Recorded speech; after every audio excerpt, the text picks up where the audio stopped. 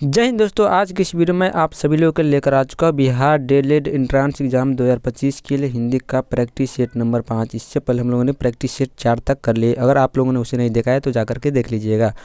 और इसमें जो आपको जो है बोर्ड लेवल का क्वेश्चन देखने को मिलेगा जी, किस प्रकार का क्वेश्चन जो है एग्जाम में पूछा जाता है। और आप लोग चैनल पर पहली बार आए हो तो चैनल को सब्सक्राइब जरूर कर दीजिएगा। देखिए, पहला क्वेश्चन की ओर हम लोग बढ़ते हैं। ये सारा क्वेश्चन जो आपके मोस्ट वीवे होने वाला है और मैं कुछ ट्रिक्स बताने वाला हूँ जिसको आप लोग जो है अप्लाई करके आप लोग थोड़ा कम बहुत हिंदी पढ़े होंगे तो उसको आप लोग बना सकते हैं। देखिए, दिए गए शब्द का विलोम शब्द चुनिए। सदाचार, यहाँ पर आपको सदाचार मिल रहा है। सदाचार का जो विलोम हो जाए यानी विपरीतार्थक हो, इसका जो है क्या हो जाएगा। तो देखिए, यहाँ पर सदाचार का विपरीतार्थक क्या हो जाएगा, दुराचार। ऑप्शन नंबर है जो इसका राइट आंसर हो जाएगा। दुराचार सदाचार का विपरीतार्थक शब्द हो जाएगा। चलिए अगला प्रश्न देखिए, 2 नंबर। दूसरा प्रश्न क्या कर रहा है, दिए गए वाक्यांश के लिए एक शब्द दीजिए। जिसकी बुद्धि कम हो उसे एक शब्द में क्या कहेंगे। दुष्ट बुद्धि, मृदु बुद्धि, सब बुद्धि या फिर मंद बुद्धि। तो जिसकी बुद्धि जो कम होती है उसे एक शब्द हम लोग कहते हैं मंद बुद्धि। ऑप्शन नंबर डी जो 2 का करेक्ट आंसर हो जाएगा। आप लोग बनाते भी चलिएगा ताकि आपका रिविजन होता रहे। चलिए, रिक्त स्थान को भरने के लिए उपयुक्त शब्द का चयन करें। गाय पेड़, यहाँ पर डॉट डॉट होगा। गाय पेड़ बंदी है, यहाँ पर पेड़ क्या होगा, से, के या फिर पर। गाय पेड़ के बंदी नहीं हो सकता है, पेड़ पर ये भी नहीं हो सकता है, पेड़ से। गाय क्या है, पेड़ से बंधी है। ऑप्शन नंबर जो इसका बी नंबर राइट आंसर हो जाएगा। चलिए चौथा प्रश्न देखिए, दिए गए वाक्यांश का वह भाग ज्ञात करें जिसमें कोई त्रुटि है। यानी इस वाक्य में वो उस भाग को ज्ञात करना है जिसमें कोई त्रुटि हुआ है। किसी ने ठीक कहा है कि जो सोता है वह खोती है। तो इसमें आप लोग देखिए, यहाँ पर कौन सा भाग जो है त्रुटि वाला भाग हो जाएगा। तो देखिए, वह खोती है, यही भाग जो आपका हो जाएगा। जो सोता है वह खोता है, ये आपका होना चाहिए यहाँ पर। ठीक है का ये सभी सही है। बाकी ए नंबर ऑप्शन वह खोती है, वह खोता होना चाहिए। चलिए 5वां प्रश्न देखिए, 5 नंबर में क्या करें, निम्नलिखित में से उस विकल्प का चयन करें जो मक्खन लगाना मुहावरे का अर्थ व्यक्त करता हो। मक्खन लगाना मुहावरे का अर्थ क्या होता है, मक्खन लगा कर खाना, ये भी नहीं होगा। बेकार बैठना, चापलूसी करना या फिर कंजूसी करना। मक्खन लगा कर बैठना यानी चापलूसी करना। ऑप्शन नंबर सी जो इसका राइट आंसर हो जाएगा। यानी किसी को बार बार अति करना, क्या कहते हैं, मक्खन लगाना, चापलूसी करना, किसी को बार बार उसी का अर्थ होता है। दिए गए शब्द के पर्यायवाची शब्द का चयन करें। सरस्वती, सरस्वती जो है इसका पर्यायवाची क्या हो जाएगा, शारदा, नेत्री, देवी या फिर माता। तो आप लोग यहाँ पर देखिए, शारदा जो है सरस्वती का पर्यायवाची शब्द हो जाएगा, समानार्थी शब्द। 7 नंबर प्रश्न की ओर बढ़ते हैं। निम्नलिखित में से उस विकल्प का चयन करें जो 2 नावों पर पैर रखना मुहावरे का अर्थ व्यक्त करता हो। यानी 2 नाव पर पैर रखना, उस मुहावरे का अर्थ क्या होता है, नदी पार करना, 2 विरोधी पक्षों का आश्रय लेना, 2 नाव पर एक साथ घूमना या फिर एक साथ कई काम करना। तो आप लोग यहाँ पर देखिए, 2 विरोधी पक्षों को आश्रय लेना, यानी इस तरफ भी बोलना और उस तरफ भी बोलना। इसका अर्थ क्या होता है, 2 नाव पर पैर रखना। इसका सही आंसर हो जाएगा। चलिए 8 नंबर क्वेश्चन की ओर बढ़ते हैं। अमनौर से आए हुए मेहमानों का पुरजोर स्वागत किया गया। इस वाक्य में अमनौर से आए हुए मेहमान क्या है, उपवाक्य है, पदबंध है या फिर समासिक पद है या पद है। तो अमनौर से आए हुए वाक्य क्या है आपका, एक पूरा पद हो जाएगा।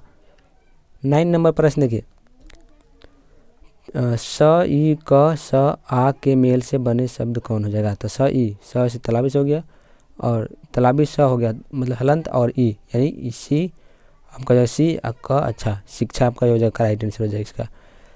स, ई, क और स, आ के मेल से कौन सा शब्द बनता है, शिक्षा।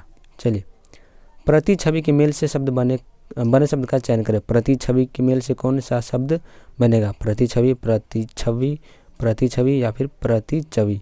आप लोग देखो, ये तीनों प्रति छवि है लेकिन इसमें थोड़ा बहुत चेंज किया गया है। तो 10 का जो राइट आंसर हो जाएगा, देखिए प्रति छवि, यहाँ पर आधा च और छ ये दोनों आपका संयुक्त हो जाएगा। 10 का बी नंबर सही आंसर हो जाएगा। 11 नंबर प्रश्न देखिए, घने जंगल में कंकरार करने की आवाज़ आई, यह बोली किसकी हो सकती है। घने जंगल में क्रंकार की करने की आवाज़ आई, यह बोली किसकी हो सकती है, पपीहा, मोर, झिंगुर यानी कोयल। या फिर कौन सा पक्षी है जो क्रंकार करती है। तो क्रंकार कौन करती है, तो ये आपका कौन करती है, मोर। ऑप्शन नंबर बी जो इसका सही आंसर हो जाएगा।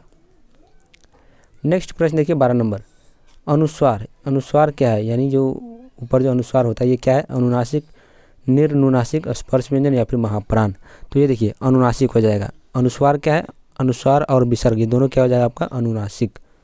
अनुस्वार और विसर्ग ये दोनों क्या होता है, अनुनासिक होता है। जो व्याकरण जानता हो उसे क्या कहते हैं। जो व्याकरण जानता हो उसे क्या कहते हैं, व्याकरणीय, व्याकरण आचार्य या फिर वैज्ञानिक। तो यहाँ पर आप लोग देखिए, व्याकरण, ये आपका जो राइट आंसर हो जाएगा एक का ऑप्शन नंबर है। जो व्याकरण जनता है उसे एक शब्द में क्या कहते हैं, व्याकरण। ऑप्शन नंबर है इसका सही आंसर हो जाएगा। चलिए 13 नंबर प्रश्न देखिए, सॉरी 14 नंबर। जेठ शब्द का स्त्रीलिंग रूप क्या होगा? जेठ का स्त्रीलिंग रूप क्या होगा? जेठिन, जेठाइन, जेठानी या फिर जेठानी। तो यहाँ पर ऑप्शन नंबर डी देखिए, जेठानी जो है आपका जेठ शब्द का क्या हो जाएगा, स्त्रीलिंग रूप हो जाएगा। नेक्स्ट प्रश्न है 15 नंबर। निजवाचक सर्वनाम का प्रयोग किस वाक्य में हुआ है, निम्नलिखित में चयन कीजिए। चलिए तो यहाँ पर आप लोग देखिए, यह मेरी निजी कलम है, आ भला तो जग भला, भगवान हमें अपना लो और अपने अपनों क्या छिपाया। यानी आपका यह मेरी निजी कलम, ये आपका क्या हो जाएगा, निजवाचक सर्वनाम का प्रयोग। 16 नंबर प्रश्न देखिए, निम्नलिखित में कौन सा शब्द संबंध कारक नहीं है? संबंध कारक कौन नहीं है? तो ये आपका हो जाएगा आधार। आधार क्या हो जाएगा, संबंध कारक नहीं हो जाएगा। 17 नंबर प्रश्न की ओर बढ़ते हैं। निम्नलिखित में कौन सा शब्द समूह नहीं है? शब्द समूहवाचक नहीं है। समूहवाचक कौन है? लोग, गण, वर्ग या फिर प्रेस। तो यहाँ पर आप लोग देखिए, प्रेस जो आपका हो जाएगा, यह जो समूहवाचक का उदाहरण नहीं है। छाती पर मूंग दलना मुहावरे का अर्थ क्या होता है? छाती पर मूंग दलना मुहावरे का अर्थ होता है पास रहकर दुख देना। इसका अर्थ क्या होता है, पास रहकर दुख देना। इस मुहावरे का सही अर्थ हो जाएगा 18 नंबर का। 19 नंबर प्रश्न देखिए, तेली का बैल होना मुहावरे का अर्थ क्या होता है? तेली का बैल होना मुहावरे का अर्थ होता है बुरी तरह काम में लग रहना। ऑप्शन ए जो इसका सही आंसर हो जाएगा। 20 नंबर क्वेश्चन देखिए, चलिए अगला प्रश्न, झट शब्द का तद्भव झट तद्भव का तत्सम क्या हो जाएगा?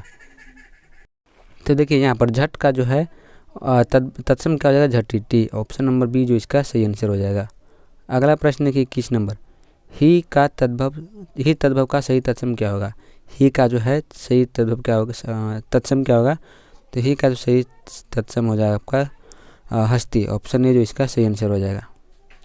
चलिए 22 नंबर क्वेश्चन देखिए, मिथ्या। मिथ्या शब्द का सही विलोम क्या होगा? मिथ्या यानी झूठ। इसका आपका राइट आंसर हो जाएगा सत्य। 23 नंबर देखिए, ह्रास शब्द का सही विलोम क्या होगा? ह्रास का विलोम क्या हो जाएगा? विकास। ह्रास मतलब पतन, विकास मतलब बढ़ना। चलिए 24 नंबर देखिए, आदि ग्रंथ के लेखक कौन है? आदि ग्रंथ के लेखक हो जाएगा आपका गुरु अर्जुन देव। ऑप्शन ए जो इसका सही आंसर हो जाएगा। नेक्स्ट प्रश्न देखिए, हर्षवर्धन के लेखक, सॉरी हर्ष चरित्र के लेखक कौन है? हर्ष चरित्र के लेखक कौन है? वान भट्ट। ऑप्शन बी जो 25 का करेक्ट आंसर हो जाएगा। तो आज की इस वीडियो में हम लोग ने बिहार डीएलएड के लिए 25 हिंदी का प्रश्न देखे हैं। तो आज के लिए इतना ही, फिर हम लोग मिलते हैं अगले वीडियो में।